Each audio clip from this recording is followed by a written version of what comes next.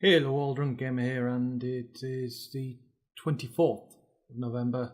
It's earlier in the day today. I've decided to do this in the afternoon rather than evening, hence coffee rather than my beer.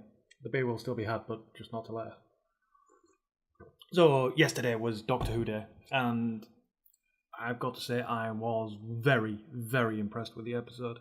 There's very few shows can get away with completely rewriting the plot of the entire series in a single episode.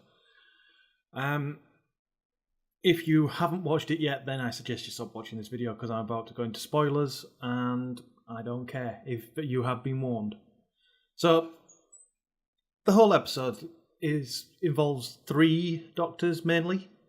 The 11th, the 10th, and the War Doctor. It would have been good to see Eccleston come back in, I think I said that, but he was in it very briefly at the end, and I'll get to that. They played each of the characters well. They bounced off each other incredibly. John Hurt playing a role of an older, seeming Doctor. It kind of in a weird way, explains why the two recent Doctors have been so childish, in that they're trying to escape from the adult that they became, because when they became an adult, bad things happened. So we saw Gallifrey again, we saw Arcadia, the fall of Arcadia, so that battle going on. We also saw other things that have been mentioned in the past, like Elizabeth I, and some of the stuff seemed it was a bit formulaic, but Doctor Who's always formulaic. So having Matt Smith walk past a fez and immediately be able to immediately pick it up without hesitation. It's formulaic, everyone knew it was going to happen, but it's what you want. Seeing one of the unit staff wandering around in Baker's scarf, that was a good touch. Now, a little touch that a lot of people who haven't watched the older series might have not seen was in the opening sequence. When you first seen Clara, she's teaching in a school, which is the Cull Street School, which is from the very first episode. You've got a sign around the corner that points to the scrapyard that the original Doctor had landed the TARDIS in. And then it goes off on its journey. And that's just a nice little touch. And there's a few of them. If you look closely around the magnetic clamps from Army of Ghosts, the Daleks versus Cybermen episode of Tennant's Era, that's in at some point in the episode anyway.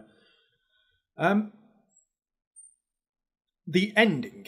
Well, let's not go straight to the ending. So when they all got together, the War Doctor, John Hurt's Doctor, is about to do his thing and end the Time War, and that's what triggers off the ability to, because the machine he's using is sentient and able to manipulate time itself. So, in order to try and find out if he really wants to use this weapon, the weapon itself shows him what his actions will turn him into. And that starts a whole adventure where the adventure itself is actually separate to the Time War story. The adventure is just mainly there to show John Hurt's Doctor what he becomes.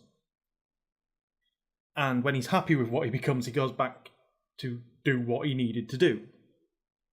And here's where it gets twisted. The entire plot of the series gets twisted because the other two Doctors take advantage of the rip in the time lock, because the entire Time War's time locked, obviously, to go back. And at first they're going to help him. They look at him and see that they were there. That was what had to be done. But then they realise. And that's when the big ending comes in. And they think of another way to end the Time War. Well, the same way to end the Time War, but with a different outcome. See, what they do is they use the fact that there's 3 of them and 3 TARDISes to shift, to pull a Davros.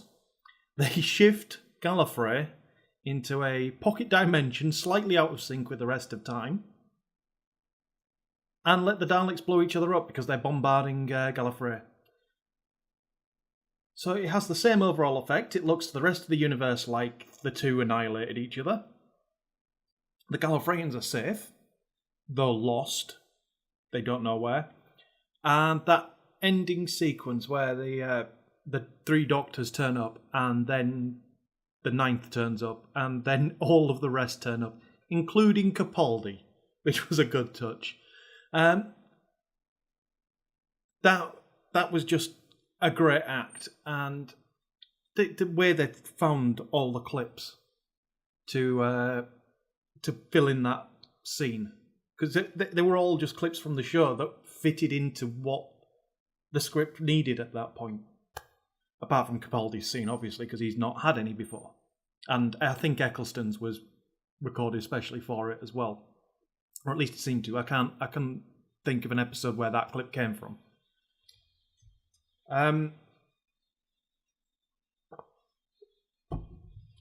Then the episode ended, and then there's the wonderful. So that action happened, and then the 3 Doctors sat talking about what they just did, and the fact that neither of the 2 Doctors, neither Hertz nor Tennant's Doctor will be able to remember what they've done because that is an alternate timeline to them, and they will go back and then John Hurt, I got what I wanted. Hurt went into the TARDIS and started to regenerate. We didn't see the full regeneration, but now we have a full continuity of regenerations. Tennant went off, and then Tom Baker appeared. Or Colin Baker. One of the Bakers. One of the older Doctors appeared. And basically wasn't the Doctor they were. They became another Doctor.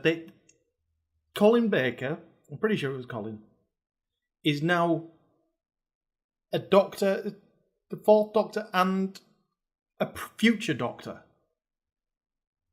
Because apparently he can regenerate back into back into old faces, and that's an incredible twist. It means that no Doctor is ever truly gone, because if they decide that one of the Doctors should come back, a few years older perhaps, then they've just written in a way to regenerate into them.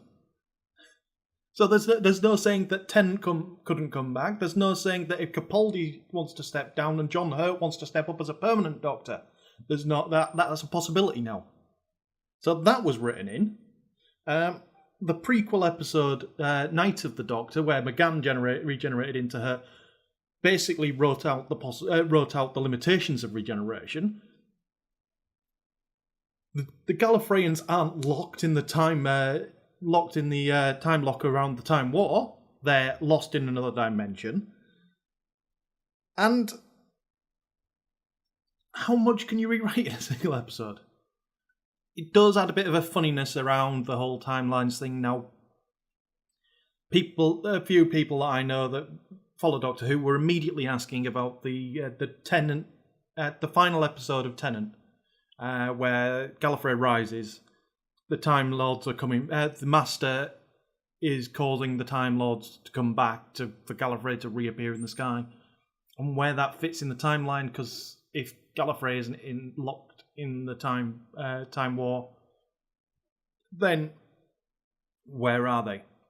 Now, the way I see it, for this to make sense in my head, is that the Time War itself is still time locked, and all the actions that happened in the Time War are still in that time lock.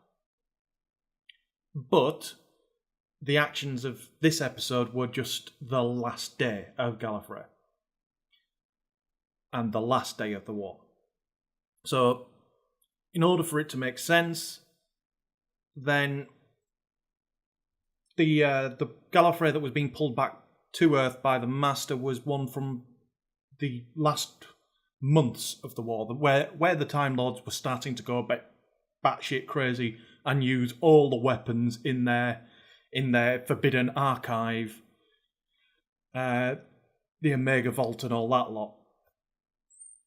And that's why Rassillion was in charge, because he was batshit crazy anyway, and that's why they were going to use the ultimate weapon, which could have been the moment. It could have been the weapon that the Doctor was going to use, but I'm guessing that the power of that is dependent on who uses it and what you set it up to wipe out. So that would put Tennant's episode a couple of months before the end of the Time War, and this episode the very last day. So that could explain away both, but who knows? That's one of those things. There are a couple of glaring omissions that are frustrating me, but I'm hoping will get answered. The first is, how the fuck did the Doctor and Clara get out of the Doctor's time stream? At no point in the episode was it mentioned how they got out of the Doctor's own time stream and back into the normal timeline. Because at the end of the last series, when John Hurt was announced, Clara had jumped into the Doctor's history to save him across all time. The Doctor had gone in after her. So that episode never showed them getting out, and this one didn't explain it. Maybe the Christmas one will. Who knows? The other thing is, I mentioned the main plot that showed John Hurt's Doctor what the new Doctors are like. Yeah, nowhere did he mention how the fuck that happened, how the fuck that ended. I mean, you're kind of left to assume how it ended, but normally you get a conclusion. And this didn't. We just left the humans and the red sucker things that I can't remember the goddamn name of negotiating for Earth. That's a bit odd. I mean, it probably means we're going to see more of that particular race of aliens, but who knows? Anyway, all in all, loved the episode. Definitely watch it if you have. Well, if you haven't, you may as well watch it now because I've just spoiled half of it for you. And I want John Hurt's sonic screwdriver. I need one. It's got a red laser beam. What more? Anyway, that's it for today. I might do a Minecraft video later, but won't be another one of these.